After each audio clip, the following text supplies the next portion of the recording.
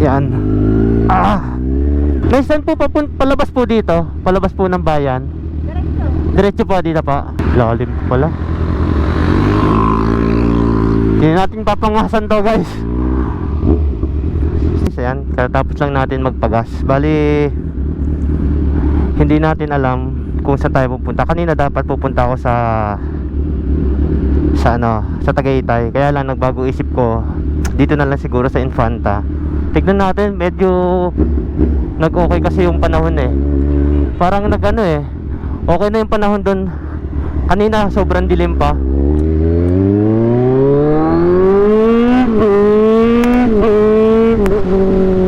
Pero ngayon okay na, kaya diretso tayo.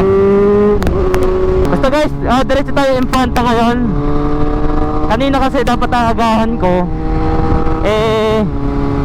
madilim sa bandang doon, kaya nagbalak ako magtatagaytay na lang. Kaya lang paglabas ko ng bahay, medyo nakita ko maliwanag na doon, kaya diretso tayo doon. Okay lang naman na mabasa tayo ng ulan, kasi wala naman tayong ibang choice talaga. Handulas sa sapatos ko. Wait lang nga, dulas eh. Hindi ko alam kung bakit.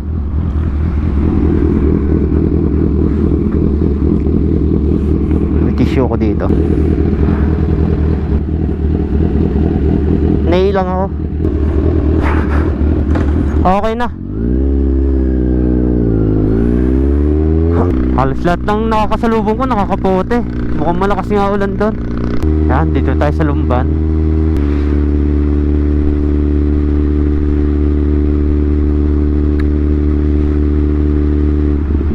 Wow.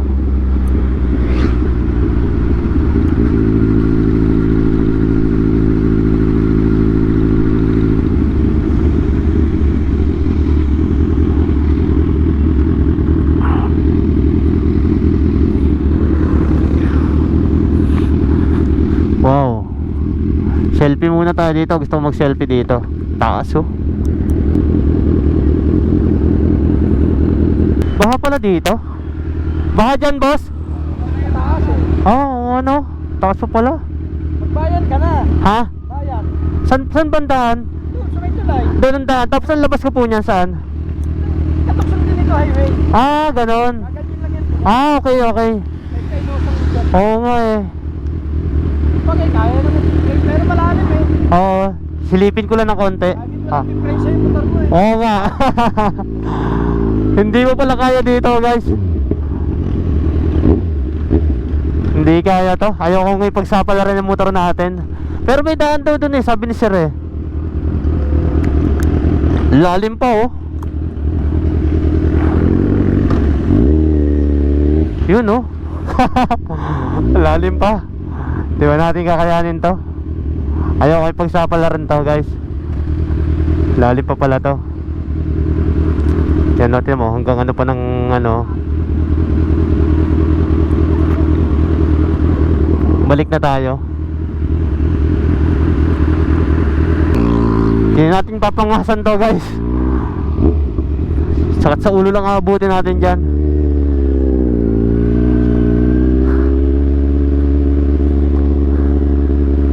Tama nga naman nasabi ni sir, imbis na walang sira ang motor mo eh, di ba? Imbis na wala kang isipin, di ba? May daan daw sa kabila, pero try natin. Dito daw, may daan daw dito. Dito ba? Try natin dito. First time ko dadaan dito. Siguro dire-diretso lang naman to. Saan kaya ang daan? No entry dito.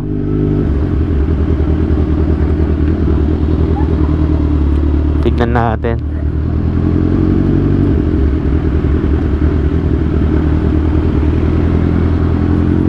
Okay din, para malaman natin yung daan dito. Ganito pala dito. Bundok na bundok oh, no?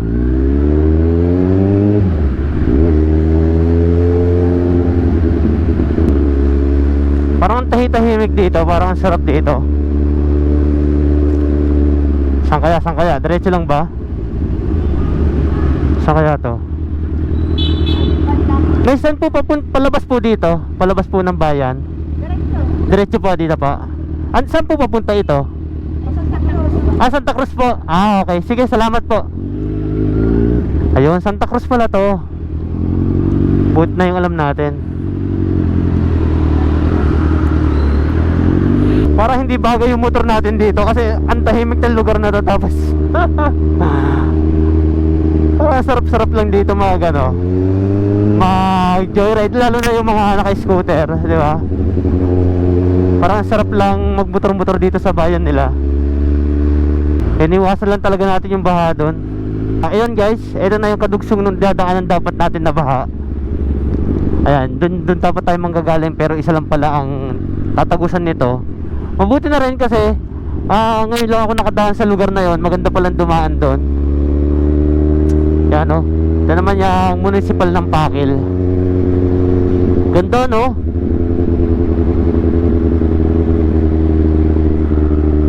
Ayan, bali shoutout nga pala kay sir.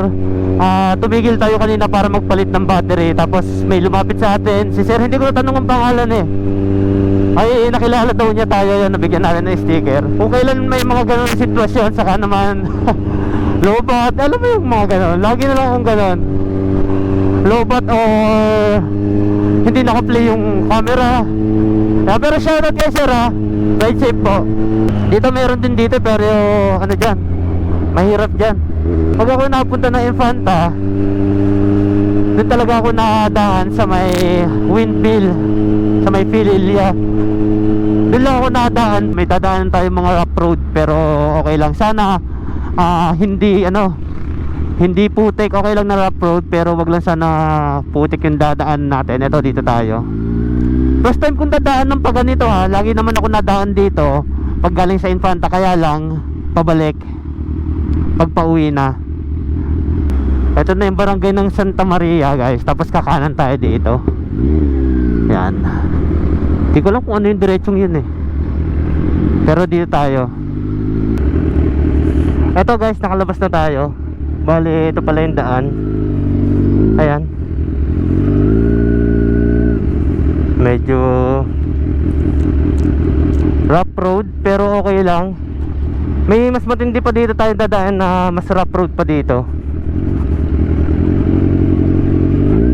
Gusto ko lang kasi mag-goal yung yung plano ko ngayon na makapunta sa Infanta. Kaya ayun, may dinaanan tayong baha, pero nakahanap tayo ng shortcut. Di ba? Gusto ko kasi mapuntahan yung iniisip kong puntahan ngayon eh. Para tayo mga kabayo din mamaya.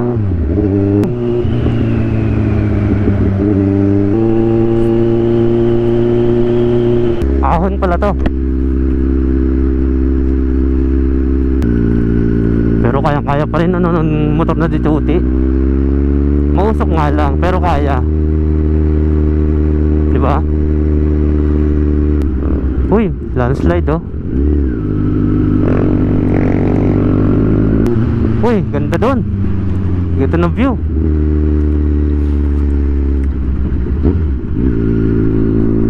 Ganda ng view doon oh. Diba?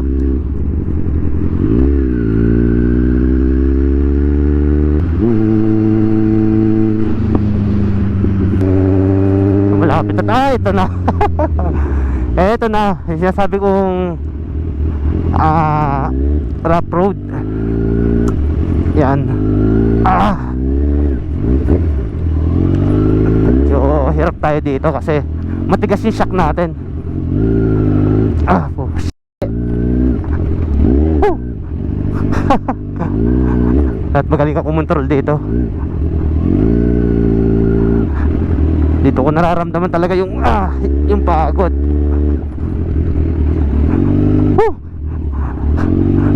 Naging pang off-road tong motor natin. Grabe. Ngumit na agad ako kasi mas mahigpit yung hawak ko sa throttle tsaka sa manibela. Tapos control ng silinyador tsaka clutch, kaya ayun. Tapos maramdaman mo pa yung yung bigat ng motor mo. Kaya talaga akong hirap na hirap talaga ako dito. Yan, oh. Hinihingal ako. Ay, nako.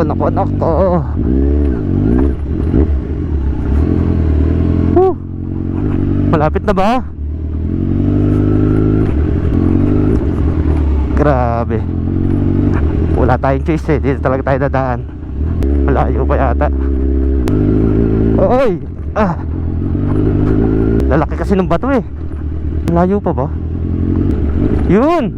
Eto na katapusan! Woohoo! Sa wakas, okay na, dire-diretso na tayo. Malapit na to. Punta tayo dito sa madalas kong kinakainan. Dito sa may Gyril's Peak. Wow! Ganda dito. Grabe yung pag sa taas. Diba? Ano, nakikita nyo lang. Sobrang lamig. Time check, mag-alas 9 na, pero ang baba pa rin ang pag dito sa kalsadang to. Yan, oh.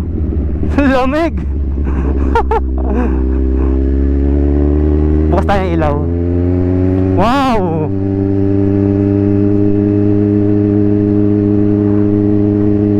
Grabe. Napakalamig, oh. Wala ka na makakita.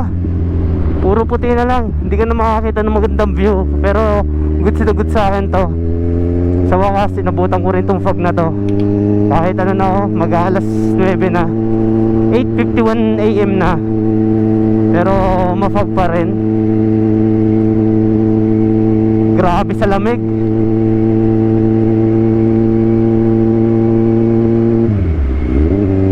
Yan, oh. Wala ka lang talaga makikita. Hindi mo na talaga makikita yung view. Pero sulit naman, oh. Wow.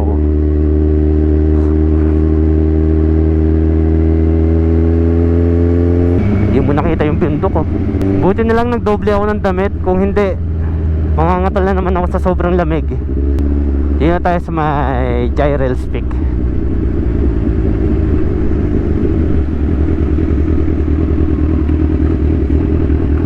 Picture muna tayo dito, syempre.